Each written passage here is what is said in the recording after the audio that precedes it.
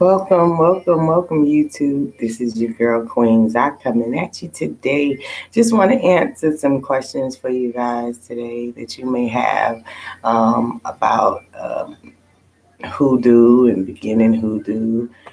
So if you guys have any questions, feel free. Make sure you guys feel free to type those questions in. If you guys want to donate to, my cause, my channel, you can always cash at me at Bless Queens Eye.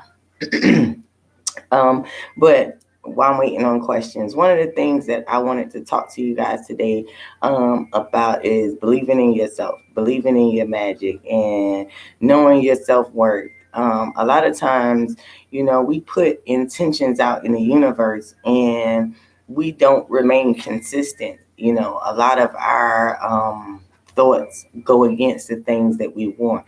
So, for an example, we may want a new car and we may be believing for a new car, but then we like, in our subconscious mind, we think about, oh, well, I don't have this to get the financing, or I'm going to need financing, or this or that. And so we limit our manifestations based on our beliefs and our thoughts.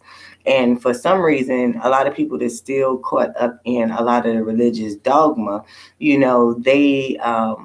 they feel that, if they're not living this perfect life, that they're going to be punished. And what they're going through, and the reason why they can't have what they want, is because they've done something wrong somewhere, and the universe is punishing them for some reason. And this is not true. What is true is that you have limited your desires by not believing in the right info, in not believing that you can obtain these things, that you are not worthy of these things. Okay. One of the greatest aspects that we can have is believing in ourselves, because we are the divine. We are a part of the divine, whether we know it or not.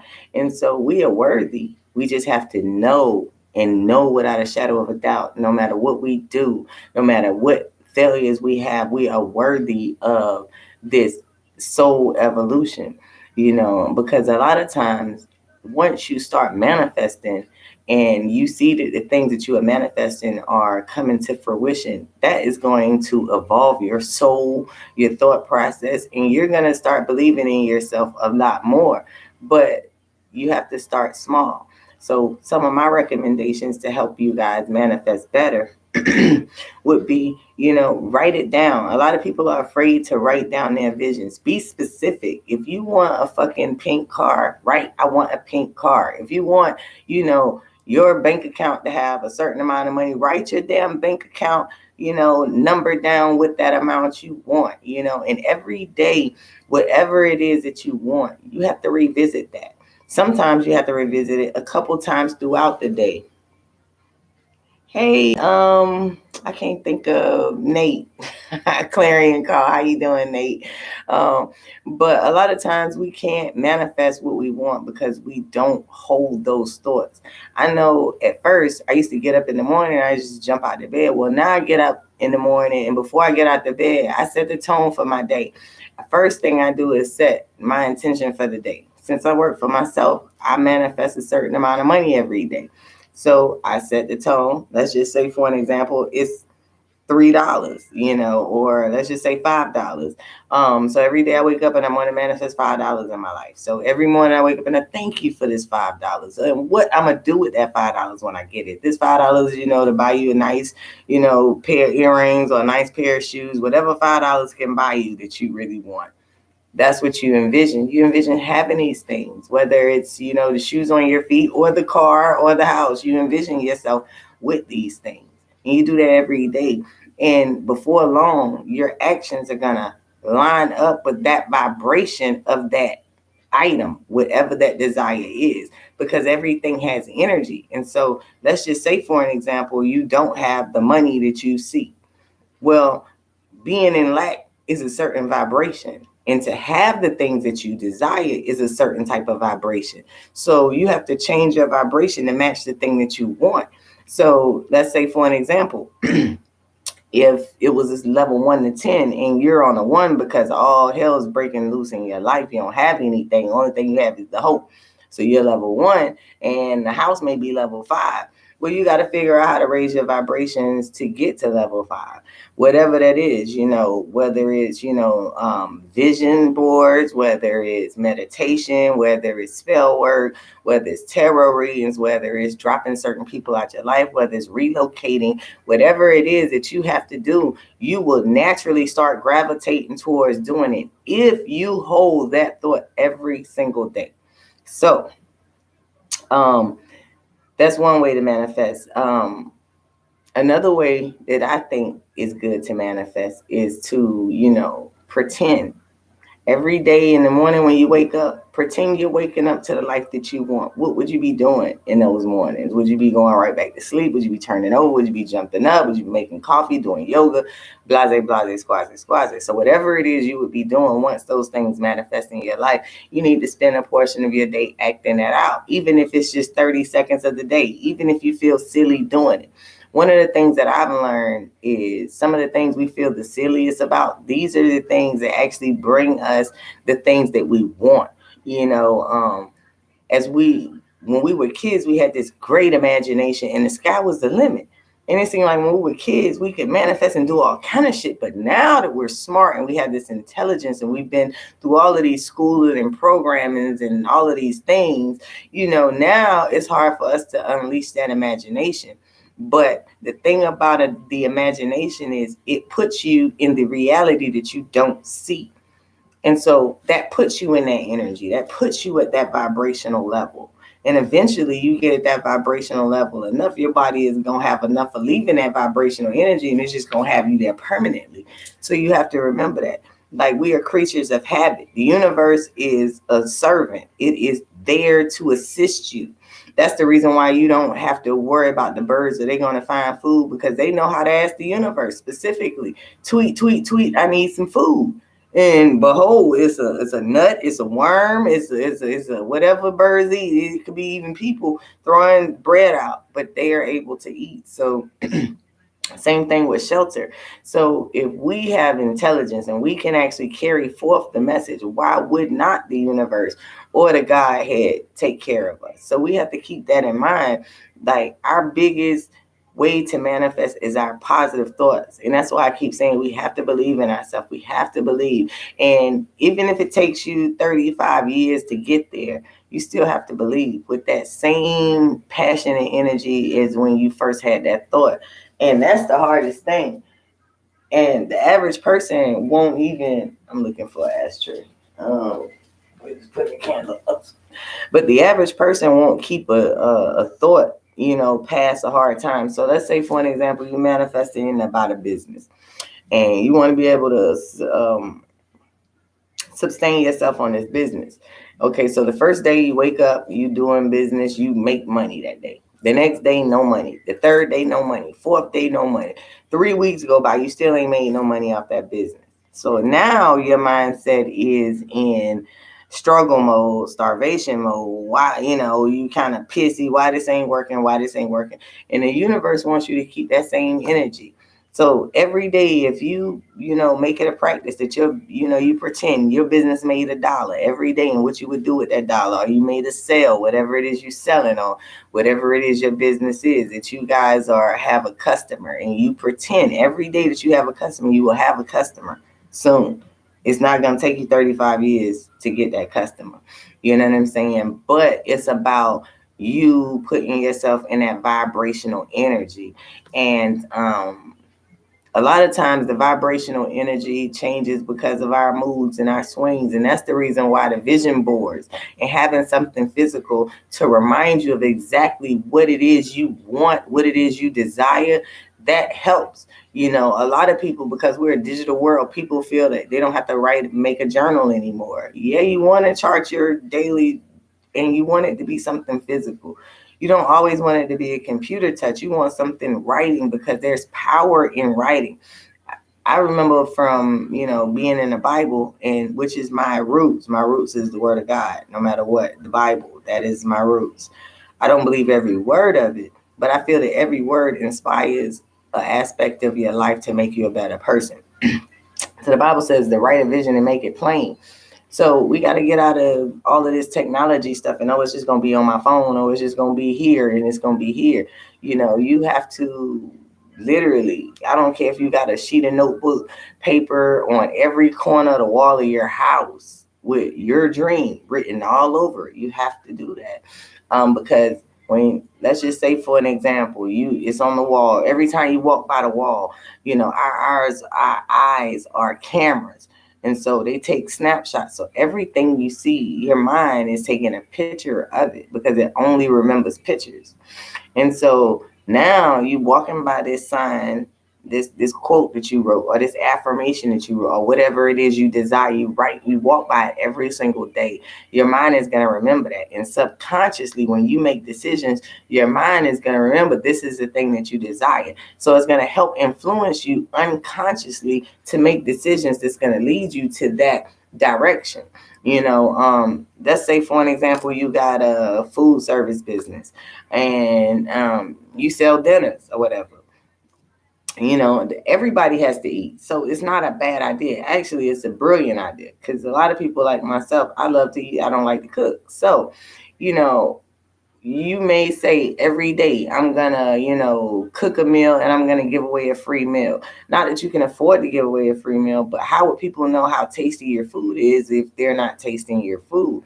So if you get in a vibrational energy of cooking enough for two, for that extra person, not a lover, but a customer, eventually you'll be cooking dinner for customers and yourself every day. It's that vibrational energy. You have to do that. For an example, if you want to start a certain type of business, you do the background work, but then also once you do the background work and you see what's required, now you have to manifest these things. So you need to write down what it is that you need. People like to play, and this is a fault of religion and Christianity. People like to play, I don't want to be God.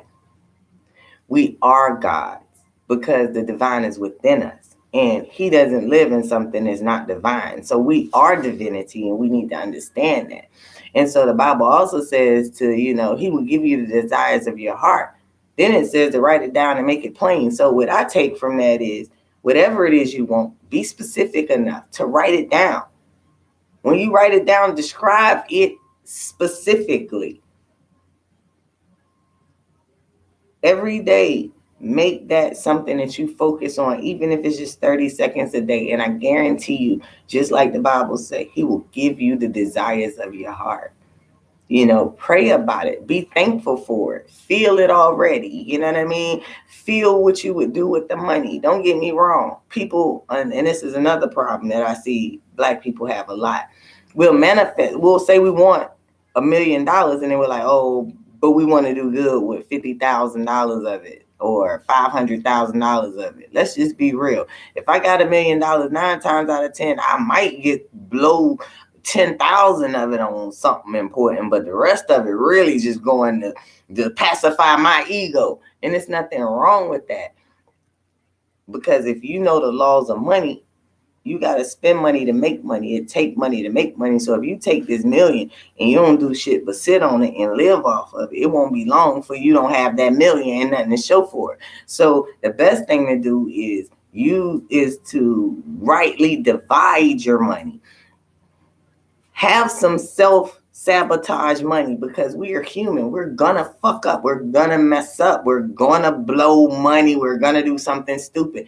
Have some money to the side for you to be stupid with. Get that out, because if you don't, you're setting yourself up for failure, because we're not perfect and we're never gonna be perfect. If we get the opportunity, if you don't put fuck up money to the side, just money so you can do the things you want to do, buy that dumbass sports car that you don't need, or whatever the case may be, you know what I mean? Go blow it on strippers. I don't fucking know. Whatever it is that you want to do frivolously, set that in your budget, because if you don't, you're going to spend it regardless. And it's going to take from something that you've already budgeted for, therefore hindering what you're really trying to do. So include some little fuck up money. When I was working getting payroll checks, one of the things I used to do is I said I spent about $300 a week just frivolously between weed, cigarettes, drinking, eating out, whatnot. I spent about $300 a week. That was me knowing how much I spent frivolously was enough for me to establish a budget to where I could be stable. I could still live the lifestyle that I wanted and still, accomplish the stability factor of being stable. A lot of people don't do that. And I learned that from somebody who was like, look, you're human. You're going to we're human. We're going to want to satisfy the skin from time to time. There is nothing wrong with that in moderation. But I wasn't spending, $300 a week on the same thing. Some weeks I didn't, because I did other things. I didn't have, $300 to spend that week. Some weeks I might have had, $200 to blow off because I fucked up somewhere else or somebody needed something or whatever. If you're a person that's an empath, well, this is what I'm integrating into my new budget is I am a giver. I love to give. If I have it to give, I'll give it. If you need shirt off my back, I'll give it to you. So now what I'm doing is, because I got the fuck up money, I got the bill money, but I didn't, and I wasn't factoring in how many times kids are going to need something or friends are going to need something. This is different from saving. This is different from retirement money. This is different from, rainy day money. Because if you dip into those pots for other people, when you need that pot is going to either have nothing in it or it's going to have little in it. And then you're going to be looking for these people to help you. But we know in the world, nobody is here to help us. It's only us. So in order for us to be stable, we have to have those different pots allocated. We don't want to be selfish with our resources, even though we know everybody around us, every single soul that we know is selfish with their resources. They can have it to help us and want. We know this. We are guaranteed this. What we have to do is still have for us to build to be strong, still have some savings, and we still have to give because, see, we're not in church giving tithes and offerings. So now we got to give our tithes, or we got to give a portion of our resources to the needy, because that's the only way it's going to keep coming back to us. So, if you're not in the habit of, giving things away, you're never going to receive, because to receive, you have to be a giver. That is the number one concept of religion. Give, and you shall receive. Ask and you shall receive. Knock. That's how you knock. You want something, give something away. You want a good customer, be a good customer to somebody. You want to be a good husband, be a good husband. You want a good wife, be a good husband. You want a good girlfriend or you want a good boyfriend, you got to be those things. But the other thing is, all of that still stems back to belief, because another part of believing in yourself is knowing it. You're the only one like you. It's millions and billions of people in this world. It's only one you. So when you understand and identify your uniqueness and what you have to offer to the world, give it freely. Because eventually, once you're giving it away, now you're working. You may be working for free, but you're still working.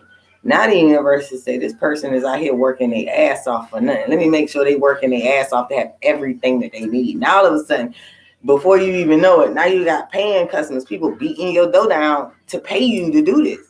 You know what I'm saying? The other thing about manifesting, especially with customers in business, and I'm learning this, when you're a business, you want to be a business that everybody wants to spend their money with, right? How does that look?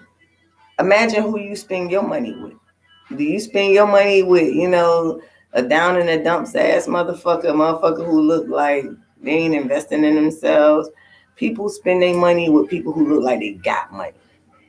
When you go on Walmart and you fucking see that TV, you see that laptop or that whatever Walmart sell for however much they sell it for, you don't go in and getting discounts. And if they do, they only giving you 10% off, because they've already built their brand. They've already built their reputation. They've already established themselves as a certain quality. So you're going to go in there, you ain't going to question, you're going to buy it because you want that quality. The same thing. You are an entire brand. Everything about you is your brand, your business. So for an example, I cut hair. So who the fuck want to sit in somebody's chair who don't look like nobody want to sit in their chair? So now you got to put yourself in a position. How do these people look at everybody dealing with? How do they act? What do they have that I don't have? Self-confidence. Putting it out there that, yeah, I want your money, but I don't just want your money to make me money. You know, I want your money because I want you to believe in me. Because when a person believes in you and they spend their money with you, they're going to go bring you other customers, word of mouth. But when they just trying to support you, they only going to spend that dollar that one time. That's not how business works. So you have to sell the complete package. You as a business owner have to be something that every man want to be and every woman want to sleep with or want to be with, period. Other than that, you're not going to move no products, period. I don't want somebody in my house or doing something for me, even if it's digging up a pipe, that don't look like you qualified. Because a qualified person knows that my business is a total package, that I am a complete representation of this package. So that's the other part of it. You know, you got to, you know, whatever it is that you're trying to manifest, you got to believe in it yourself. And when you believe in what you're selling, you walk different, you talk different, you even present it different. And I learned that. You know, I was sitting here complaining about how many people don't support me in my business. And I was like, oh man, you know, this person know me, I know this person, and I got all of these businesses and da-da-da-da. And the spirits was like, are you walking around like you own the world? Or are you walking around like the world owes you? And I had to look at it like, you know what? I have been walking around like the world owes me. And when you walk around like the world owes you, ain't nobody about to give you shit. But when you walk around like you own the world, everybody trying to give you shit because they want you to pick them up and teach them. They want you to you know, make them look good. So that's the difference. You got to walk around and own it. You know what I'm saying? And even if it looks stupid to everybody else, you got to be willing to look absolutely retarded for the things that you want, because that's the only way you're going to get it. That's the only way you're going to get it. You know, one of the biggest battles that I run across with a lot of people is they want a business. Everybody want to own a business, but nobody want to start it from the beginning. Everybody want to come up with an idea and tomorrow they making $50,000, $60,000. No. As a person who has been in the barbering industry, the hair industry for 20 something years, I can guarantee you and promise you this. If you really, really want whatever it is you want in life, you have to be confident enough in yourself to know, first of all, you're worth it to have it. That you can't. Second, that you can have it.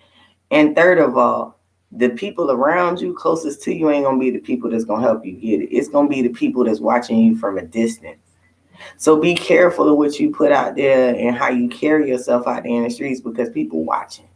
And thanks to, you know, the power of media and social media, you know, at least half of your day is being recorded by somebody else videoing, street signs, street lights videoing, cameras watching the city, you know, somebody else recording themselves while you walk by. All this shit is going on while you're there, and you have to be conscious of this, because I didn't even notice that, you know, even in the background of a video, you need to own that shit, you know, because otherwise, who gonna want to help you? Who gonna want to spend their money with you? Who gonna want to see you as who's gonna want to get, or how can you build enough customer base or revenue behind you to have $1 million if you don't believe in the fact that you can have it? You feel what I'm saying? Like, you gotta change your mindset. It's a lot deeper than, you know, just, oh, I want it. Because guess what? I tell my kids this, because everybody want to be a rapper. My kids are very talented, and I be impressed with some of the wordplay that they put together when they writing music. And I tell them all the time, I'm like, look, Everybody and their mama who got a pen and a paper want to be a rapper right now. The return on investment seems to be a lot. You write some shit, you get paid $1 million. The return on investment seems to be a lot. But what people don't realize is those musicians and rap artists and stuff, all the different loops and hurdles that they had to go through. And most of them, once they got to the stardom, they didn't even fucking like it. Once they thought they got that signed $1 million contract and they see all the mouths they gotta feed, these motherfuckers still only making $25,000 a year, man. You can go work at fucking Target and make that fucking shit. You feel what I'm saying? So it's one of those things where you really have to invest in what you really want. See it all the way through. If you really want to be a musician or a business owner, no, it ain't all glitz and glam. By the time you get to the glitz and glams, it's years and years of dog work. Years and years of dealing with fucked up ass customers, and you get you a few good ones, just like in the barber industry. You come, everybody needs a haircut, but a customer gonna call your phone and be like, yo, I want to schedule an appointment. I'm coming in on this and this day, and they gonna show up and they gonna pay you and they gonna tip you and they gonna keep coming back. They gonna refer other people. You said those are good customers. Most people just want the dollar, so they don't give a fuck if you come and get this one haircut. Just long as your ass come and get this one haircut, you don't even have to deal with the same person. It's a big difference.